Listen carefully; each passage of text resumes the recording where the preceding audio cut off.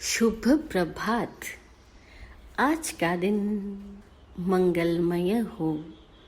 प्रिय आत्मन, जब जब हमने अपने आप को काबिल महसूस किया, तब तब हमारे भीतर एक आत्मविश्वास जागा, एक प्रेरणा जागी, और उस प्रेरणा ने हमें अपने आप से और इस पूरे विश्व के साथ संयुक्त किया, यानी एक योग हुआ।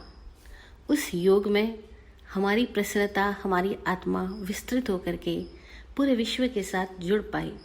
किंतु जैसे ही हमने किसी अन्य व्यक्ति की काबिलियत देख करके अपने हृदय में हीन भावना को स्थान दिया, अथवा ईर्ष्या की भावना को, अथवा प्रतिस्पर्धा की भावना को, अथवा दूसरे को देख करके जरा सा भी नेगेटिव थॉट आया, हम तुरंत इस योग अवस्था से गिर गए, च्युत हो गए। अब हमारी आत्मा विस्तृत होने की बजाय एक व्यक्ति में सीमित करके रह गई, और इस व्यक्तित्व ने दूसरों के साथ में जैसे ही नकारात्मक सोच पैदा की, वैसे ही अब इसके भीतर में दुख की भावना उत्पन्न होना प्रारंभ हो चुका है। दुख दूसरों के आकाश में गति करने से आया। ख आकाश को कहते हैं। दुखद आकाश और दूसरों का आकाश। हमने दूसरों को दूसरा माना, बस वहीं से दुख हो गया।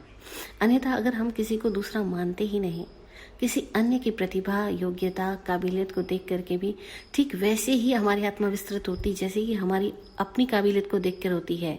इतने में ही हमारी काबिलियत कई गुना बढ़ जाती, हम योगिक अवस्था में रहते। इसीलिए सारी दुनिया के सारे धर्मों ने ये बात कही कि इस दुनिया में दूसरा कोई नहीं है। दूसरे को दूसरा मानना ही अपमान है, दूसरे का अपमान है, हिंसा है, अवध्य है, प्राण अतिपात है, शोरगुल है। क्यों दूसरा माना? किसी की भी काबिलियत आपकी है, किसी की भी कमियां भी आपकी है, और आप अपने में उस काबिलियत की सराहना करो, आपकी काबिलियत बढ़ जाएगी। अपने में से किसी की कमियों को निकाल दो, उसकी कमियां घट जाएगी। योग इसको कहते हैं कि जहाँ सब परस्पर जुड़े हुए, यह महसूसी में जीव जिए। पूरा विश्व एक है।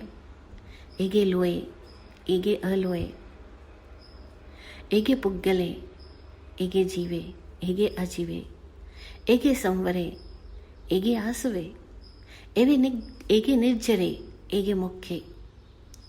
जहाँ सब चीजें एक रूप प्रतीत हो, उसका नाम योग है। और जैसे ही इस एक रूपता में, इस एकात्मता में हम जीते हैं, हम स्वस्थ होते हैं, समृद्ध होते हैं, संपन्न होते हैं। यद्यपि हम इस व्यक्तित्व में सीमित है, लेकिन इस सीमाओं के बीच में भी हम असीम को अनुभव करते हैं।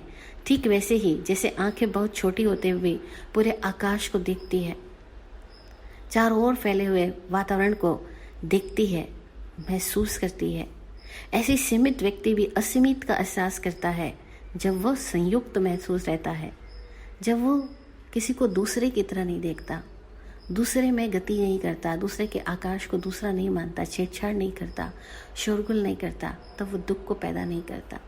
इसलिए दुख पैदा नहीं करना है तो दूसरा देखना बंद करो,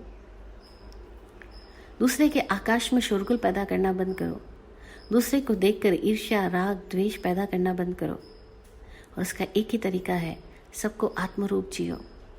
अभ्यास करके करो, चाहे कि मैं सबको आत्मरूप जीऊंगा, तब देखो आप अपने ही परिवार को, अपने ही पत्नी को, अपने पति को, अपने भाई को, अपने माता पिता को आत्मरूप देख पाओगे कि जैसा आपको क्या पसंद है वैसे ही उसको भी। आत्मरूप महसूस करना कोई सीखे संत रामकृष्ण परमहंस से। कहते एक बार वो नौका में यात्रा कर रहे हैं, नाविक बैठा है और भी कई सारे यात्री उस नौका में हैं। और अचानक वे रोने लगते, चिल्लाने लगते हैं, मत मारो मुझे, मत मारो मुझे, मत मारो। लोग हैरान होते हैं, कोई उन्हें छू भी नहीं रहा है, फिर वो ऐसा क्यों कह रहे हैं मुझे मत मारो। नौका शनि शनि किनारे पर पहुंचती है और तब लोग देखते हैं कि किसी एक मल्लाह को बहुत सारे लोग मार रहे हैं और वो मल्लाह ठीक वैसे ही चिल्ला रहा है, मुझे मत मारो मुझे मत मारो। और उस मल्लाह की पीठ पर जो कोड़े के निशान आ रहे हैं, जो मार के निशान आ रहे हैं, जो चोटें आ रही है, ठीक वही चोटें रामकृष्ण परमहंस की पीठ पर प्रकट हुई है। रामकृष्ण परमहंस जब ये कहते मुझे मत मारो, तो वो उस मल्लाह के दुख को, दर्द को अपने में महसूस करते हुए कहते हैं। एक बार की बात, रामकृष्ण परमहंस ध्यान में बैठे हैं, आधी रात्रि का समय है। विवेकानंद भी उनके आसपास ही कहीं है और वे अचानक पेट के दर्द से जोर से कराहते हैं। इतना कराहते हैं, इतना लोटपोट होते हैं जैसे कि भयंकर पेट में पीड़ा हो रही है। विवेकानंद को समझ नहीं आता वो क्या करें क्या ना करें। इतने में रामकृष्ण परमहंस अपनी उस मंदिर के प्रांगण को छोड़ करके भागते हैं और कहीं थोड़ी दूरी पर एक छोटी सी कुटिया के अंदर एक विकलांग महिला उतने ही दर्द से करा रही है, उदर शूल से पीड़ित है। और रामकृष्ण उसके पास पहुंच करके उसकी प्रॉब्लम को समझ करके कि उसके पास रात्रि के समय कोई है नहीं जो उसकी सेवा कर सके और उसको शौच जाना है, रामकृष्ण परमहंस उसको मदद देते हैं, उसको शौच करवा करके। और जब उसका पेट शांत हो जाता है, उस बहन को नींद आती है, रामकृष्ण परमहंस लौट के अपने मंदिर में आ जाते हैं और उसका दर्द उन्होंने अपने पेट में महसूस किया और अब वो वापस अपने घर, अपने मंदिर के प्रांगण में आके बैठ जाते हैं। नरेंद्र चुपके से सारी घटना देखता है, नरेंद्र यानी विवेकानंद, और तब उसको हैरानी होती है कि रामकृष्ण परमहंस को ध्यान में अचानक क्या हुआ था। उसे समझ में आया कि ये दर्द किसी और का इनके भीतर पैदा हुआ। इनकी करुणा कितनी विराट है, इनका योग कैसा है। यह है योग अवस्था, इसीलिए उनको योगी कहते हैं।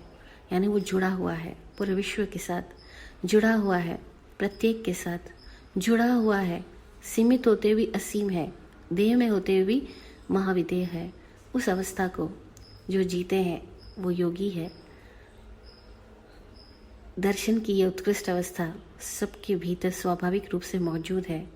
बस जरा दूसरा, मेरा, तेरा, ये भेदभाव की सोच और संस्कृति, संस्कार हमारे अंदर से मिट जाए तो सब अपने, हम सबके हैं। फिर यहाँ मैं और मेरा वर्ड नहीं रहेगा, हम और हमारा वर्ड काम आएगा। जय हो, जय हो, जय हो, जय विराट शांति गुरुवे नमः। सबका कल्याण हो।